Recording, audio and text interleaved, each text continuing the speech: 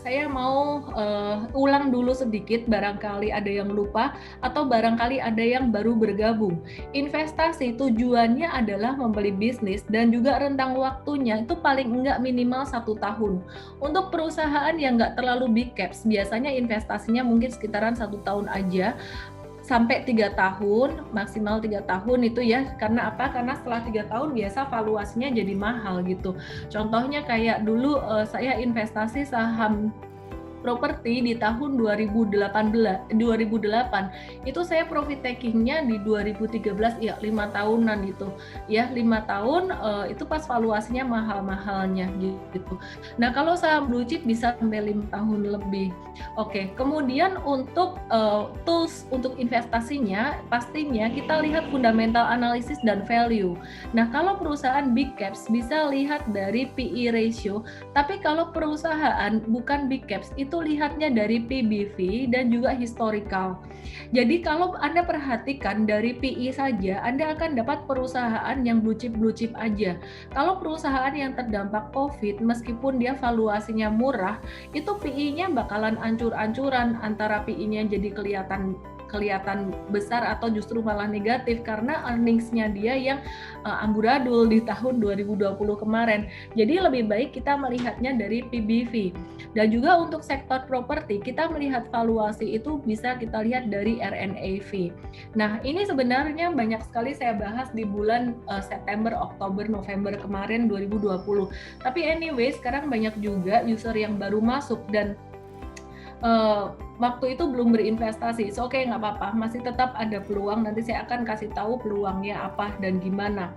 Oke, timing belinya gimana? Apakah dollar cost averaging atau nabung saham? Banyak banget yang nanya saya, strateginya gimana? Kalau aku punya uangnya secara bertahap, aku nabung investasi secara bertahap gimana? Saya agak kurang suka dengan strategi full dollar cost averaging.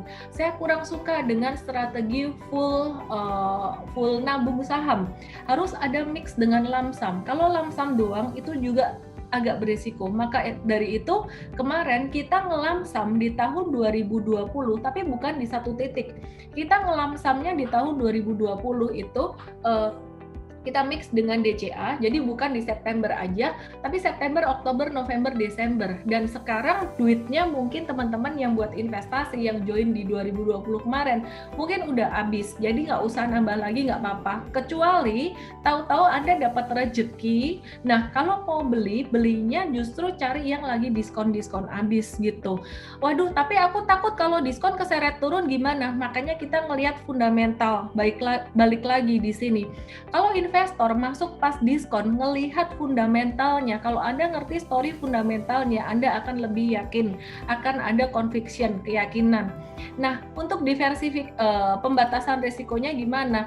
Dengan diversifikasi dan juga antisipasi, maksudnya antisipasi belinya benar-benar ketika level lagi terdiskon, baik secara harga maupun secara valuasi.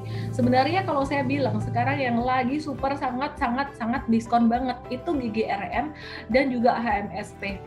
ICBP juga lagi sangat diskon, tapi biasa kalau pas lagi momen sangat diskon kayak gitu, itu justru orang-orang nggak suka, orang-orang nggak mau. Nah itulah investor justru masuk di situ. Seiring berjalannya waktu, saya semakin memahami apa yang Warren Buffett katakan. The bull market born on pessimism, grow on skepticism, mature on optimism and die on euphoria.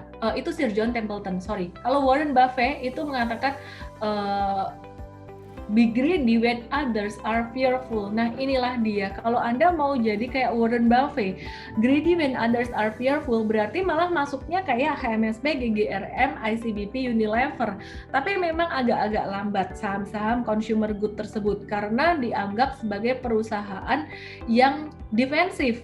Sedangkan sekarang Big Fund saat ini seleranya lagi pada perusahaan yang sifatnya turnaround story, kedampak COVID, ancur-ancuran dan bahkan akan pulih di tahun 2021 gitu.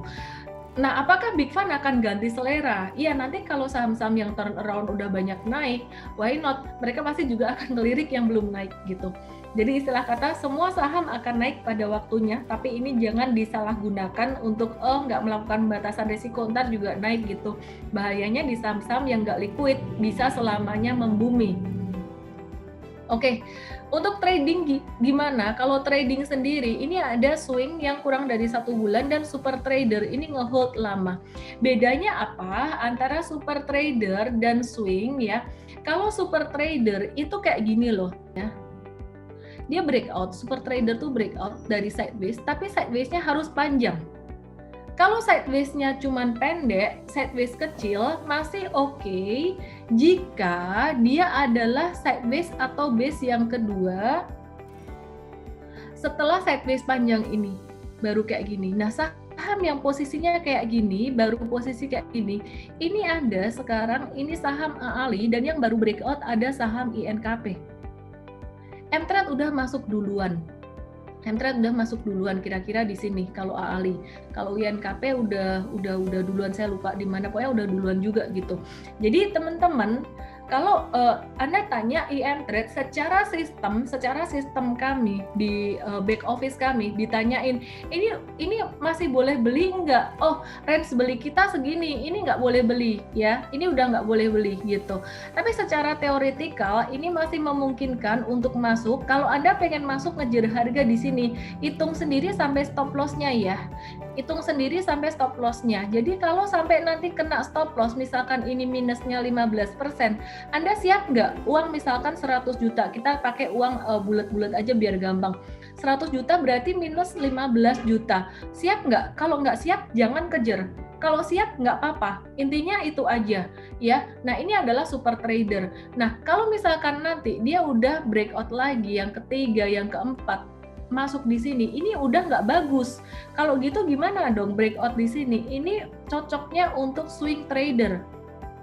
Nah, kemarin Wika kita ada tulis sebagai super trader, kita akan revisi Wika sebagai swing ya. Jadi kita akan profit taking cepat. Oke, sekarang kita akan ngomongin yang swing tradernya.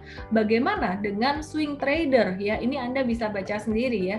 Rentang waktunya lebih cepat, kurang dari 1 bulan. Bahkan akhir-akhir ketika market volatile itu rentang waktunya bisa dekat banget, cuman beberapa hari aja. Nah, kalau swing trader, kalau swing trader itu dia trading konsolidasi juga, trading breakout. Contohnya kita juga di KF dan juga INAF, KF ya, ini trading breakout juga, tapi breakoutnya tuh breakout yang pendek-pendek aja.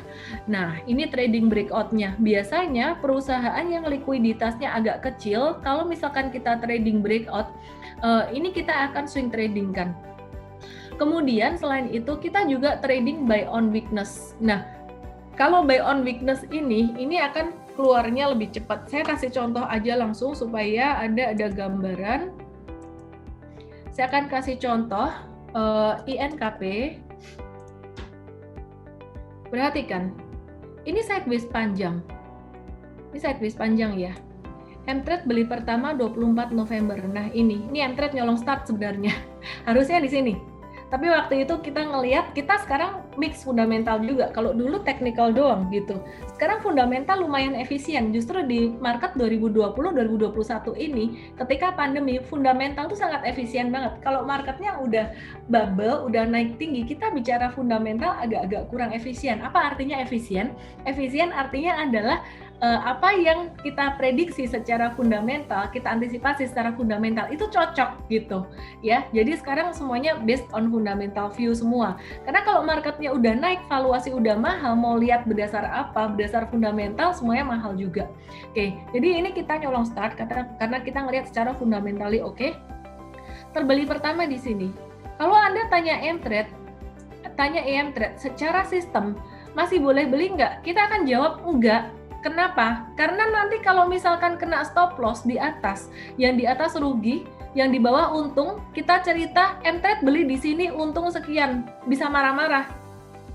Membernya bisa marah-marah, Anda bisa marah-marah. Maka dari itu saya kasih pilihan aja, saya kasih education, saya kasih knowledge-nya. Di sini itu sebenarnya masih sangat peluang banget. Ini istilah pesawat tuh lagi manasin mesin, kemudian ini baru angka angkat rodanya, ini baru mau terbang. Jadi kalau Anda mau nyicil, Anda mau ngejar beli HK ini ya, saya sarankan sebaiknya jangan terlalu jauh dari supportnya di 11.175 atau 11.200 ya, dekat-dekat sini lebih bagus gitu. Tapi kalau misalkan Anda mau HK ini buat ngikutin super trader jangka menengah, masih bisa naik nggak? Masih bisa naik banget gitu.